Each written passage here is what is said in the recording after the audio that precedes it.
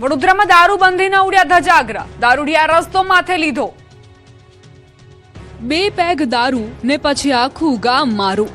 કંઈક આવી જ ઘટના વડોદરાના પાદરામાં બની અને આ ઘટના બાદ દારૂબંધી ધરાવતા ગુજરાતમાં વધુ એક વખત કાયદો અને વ્યવસ્થાને લઈને સવાલો ઉભા થયા। વડોદરાના પાદરા રોડ પર નશામાં ધૂત એક શખ્સે રોડની વચ્ચોવચ્ચ હંગામો કર્યો। લક્ષ્મીપુરા ગામ નજીક બનેલી આ ઘટનાનો વિડીયો સોશિયલ મીડિયા પર વાયરલ થયો છે। વિડીયોમાં નશાખોર શખ્સ વારંવાર દોડીને પસાર થતા વાહનોની સામે આવી જાય છે અને રસ્તાની વચ્ચે જ નાટક કરતો જોવા મળ્યો। સદનસીબે વાહન ચાલકોએ સમયસર બ્રેક મારી દેતા મોટી દુર્ઘટના ટળી હતી। જો એક ક્ષણની પણ ચૂક થઈ હોત તો ગંભીર અકસ્માત સર્જાઈ શક્યો હોત। નશાખોરના આ તાઇફાના કારણે રોડ પર થોડા સમય માટે અરાજકતા સર્જાઈ। વાહન ચાલકોને ભારે હાલાકીનો સામનો કરવો પડ્યો। આ વિડીયો સામે આવ્યા બાદ રાજ્યમાં દારૂબંધીના અમલ અને કાયદો વ્યવસ્થાને લઈને ફરી સવાલો ઉભા થયા છે।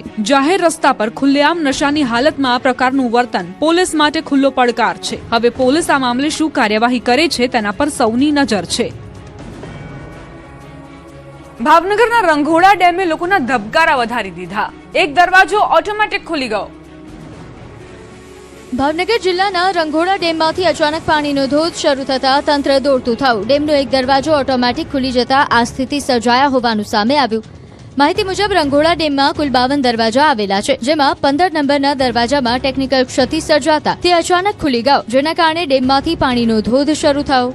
ઘટનાની જાણ થતાં જ સિંચાઈ વિભાગના અધિકારીઓ તાત્કાલિક ડેમ પર પહોંચી ગયા હતા અને સ્થિતિ પર નજર રાખી રહ્યા છે। સાથે જ ડેમના નીચાણવાળા વિસ્તારો અને ગામોને સાવચેત રહેવા માટે એલર્ટ કરવામાં આવ્યા। ઇન્ચાર્જ કાર્યપાલક ઇજનેરે ટેલિફોનિક વાતચીતમાં જણાવ્યું છે કે દરવાજામાં સર્જાયેલી ટેકનિકલ ખામી દૂર કરવાની કામગીરી શરૂ કરી દેવામાં આવી છે અને સાંજ સુધીમાં સ્થિતિ સામાન્ય થઈ જશે તેવી શક્યતા છે।